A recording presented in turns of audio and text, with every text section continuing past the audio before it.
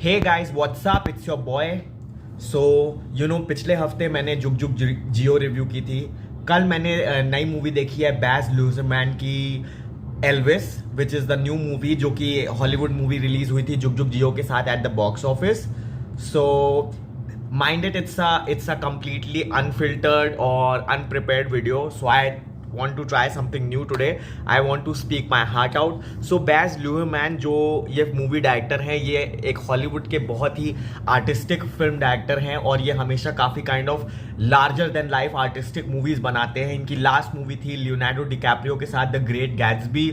उसके पहले इन्होंने ह्यूग जैकमैन के साथ ऑस्ट्रेलिया बनाई थी और शायद एक दो और मूवीज़ बनाई है लियोनार्डो डिकैप्रियो के साथ, लाइक रोमियो एंड जूलियट। सो इस बार इन्होंने एल्विस बनाई है based on the life of a very famous musician. हमारे टाइम से नहीं, बहुत लाइक काफ़ी पुराने म्यूजिशियन है एल्विस प्रिस्ली, बट वो बहुत ही लाइक वर्ल्ड फेमस है और मेरी जो जनरेशन है वो एल्विस प्रिस्ली का नाम जानती है, बट एक्चुअल में क्या स्टोरी थी, वो कैसा बंदा था, उनको नहीं पता था। सो दैट्स वाई मुझे क्यूरियोसिटी थी इस मूवी को देखने की। So before starting the review I be really glad, like always and all YouTubers of the world, if you could please support me by subscribing to my channel. Let's start. So basically कभी भी एक musician के life पे movies बनती है तो basically वो उसकी पूरी जर्नी दिखाते हैं कि कैसे वो छोटा था, फिर वो कैसे उसका राइज हुआ।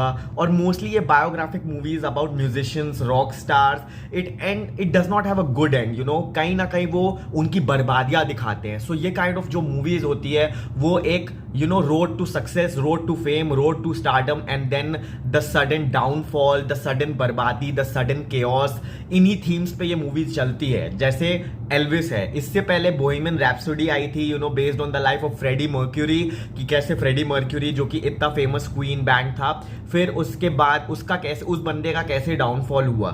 सो बेसिकली ये सब जो बायोग्राफिक मूवीज होती है इनका सेलिंग एस्पेक्ट यही होता है कि किसी इंसान की बर्बादी दिखाना। सो एल्विस प्रीस्ली जो थे वो बहुत फेमस सिंगर थे, और आई वॉज मोर, इस मूवी में उनकी जर्नी दिखाई है कि कैसे टॉम हैंक्स जो हैं, जो कि कर्नल का रोल प्ले कर रहे हैं, जब वो एल्विस को देखते हैं कि ये बंदा फेमस हो रहा है, ये बच्चा फेमस हो रहा है, तो कैसे वो उसको मैनेज करते हैं like as an artist manager, और फिर वो कैसे उसके बल पे पैसा बनाते हैं और उसको कंट्रोल करते हैं। लाइक एल्विस तो बेसिकली म्यूजिक परस्यू कर रहा था और म्यूजिक बना रहा था, but Tom Hanks being an artist manager, उसके दिमाग में सिर्फ पैसा बनाना था और और टॉम उसको एल्विस प्रिस्ली को एक्सप्लॉइट करना था। सो बेसिकली यही कहानी है कि एल्विस प्रिस्ली का स्टारडम, भाई मतलब लाइक कुछ सीन्स इन द मूवी में कि जैसे ही वो स्टेज पे आते हैं उसका एक मूवमेंट है, एक मैजिक मूवमेंट है, the way he moves, the way he wiggle, girls are going crazy. Specially movie में कुछ सीन्स है जहां पे स्टेज में ऑडियंस जो है, लड़कियां, वो एकदम अनकंट्रोलेबल हो रही हैं और उनको नहीं समझ में आ रहा है, उनको एक नई खुशी मिल रही है,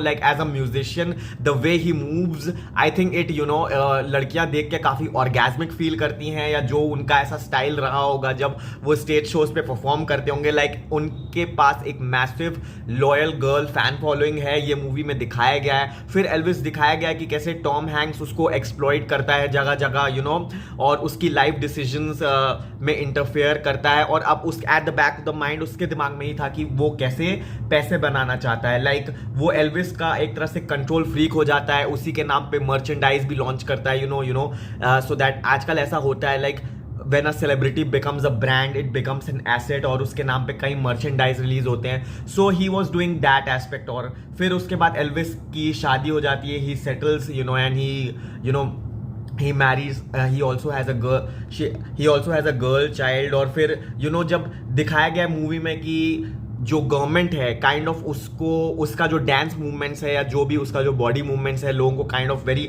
वल्गर लगता है। सो जो गवर्नमेंट है वो उसको रास्ते से हटाना चाहती है। So in order to clean his image वो कुछ साल मिलिट्री में भी जाते हैं टू सर्व और so that he can come out clean. और मिलिट्री में जाते हैं जहाँ पे उनकी मुलाकात उनकी वाइफ से होती है, उनकी फ्यूचर वाइफ से होती है। एंड बट जब Elvis is on the road, देखो जब rock stars on the road में होते हैं, जब वो अपनी फैमिली से दूर होते हैं, उनकी एक मैसिव गर्ल फॉलोइंग होती है, and these girls are so damn crazy. They are also वो वो अपना फैन मोमेंट या फिर वो अपने सेलिब्रिटी क्रश के साथ सोने और किस करने के लिए भी रेडी होती हैं. So kind of like Elvis की जो लाइफ थी, he was always on the road, he was always touring and he did not paid attention to his life. And मतलब उसकी हेल्थ भी डिटेरोइट हो रही थी. एंड ही वॉज दिखाया गया कि आर्टिस्ट कैसे ड्रग एडिक्ट बनता है एंड ऑल, कैसे गलत चीजों में पड़ता है. बट इस मूवी में इतना ड्रग्स और ये सब पे फोकस नहीं था. मोर ऑफ अ फोकस था एल्विस का रिलेशनशिप विद टॉम हैंक्स, जो कि उसका आर्टिस्ट मैनेजर है कर्नल, और कैसे वो उसको एक्सप्लॉइट करता है अपने सेल्फिश मोटिव्स के लिए. और कल दिखाया गया कि कर्नल खुद भी काफी काफी श्रूड आदमी था, गैम्बलिंग में पैसे लगाता था, और वो उसकी भी लाइफ कोई बहुत ज्यादा अच्छी नहीं थी. सो एंड में यही दिखाया है कि ये जो है एल्विस प्रीस्ले की लाइफ जर्नी कैसी थी. लाइक लोगों ने उसका फायदा उठाया और उसको लोगों ने अच्छा गाइड नहीं किया. वो अपनी माँ से बहुत क्लोज था, बट जब वो मिलिट्री में गया था उसकी माँ काफ़ी वरी करती थी, साइकोलॉजिकली बीमार हो गई थी, और she submitted to drinking and depression और वरीड होके वो मर गई. फिर उसके बाद कैसे उनकी लाइफ में उनके जो आर्टिस्ट मैनेजर है प्लेड बाय टॉम हैंक्स और उनके डैड थे, and how they influence, how they misguided him, और at a very early age Elvis Presley lost his life. So basically यही था मूवी का एक बेसिक प्लॉट. पॉजिटिव एस्पेक्ट की बात की जाए तो ये मूवी की I really like the editing. इस मूवी की एडिटिंग बहुत प्यारी है. Be it paper clippings, be it little bit animations, comic strips, जिस तरह से स्टोरी को दिखाया गया है, I really liked it. And the performance wise I think Austin Butler, जो कि एल्विस प्रीस्ले का रोल प्ले कर रहे हैं, he was very awesome in this. And apart from that Tom Hanks, जिसके वजह से मैंने ये मूवी देखी, आई really like Tom Hanks. So Tom Hanks was very awesome in this movie. और भी काफ़ी लंबी स्टार कास्ट है, बड़ी स्टार कास्ट है, और बेसिकली नई स्टार कास्ट है. उनको हमने उतना ज़्यादा देखा नहीं है. नेगेटिव एस्पेक्ट की बात की जाए, बीइंग अ म्यूजिकल मूवी, सो इस मूवी में बहुत ज़्यादा अच्छे गाने नहीं थे, एक्सेप्ट 2 या 3, like Falling in love with you. So कुछ गाने ही इस मूवी में अच्छे थे, बहुत ज़्यादा, या शायद माइट भी मैं इस जनरेशन से हूँ, सो मुझे एल्विस के गाने इतने नहीं पसंद है. बट या कुछ और जो म्यूजिकल बनती है उसके गाने बहुत अच्छे हैं. इस मूवी के गाने उतने नहीं अच्छे थे. एंड लेंथ इस मूवी का बहुत बड़ा प्रॉब्लम है. This movie is a very long movie, like 3 hours की अप्रॉक्स मूवी है. सो ये 2 कुछ कमी लगी. ओवरऑल अगर आपको एल्विस प्रीस्ले के बारे में जानना है तो जाइए देखिए. और हाँ, बैज लूजर मैन की जो मूवीज होती है वो काफी ज्यादा स्टाइलिश और लार्जर देन लाइफ होती है.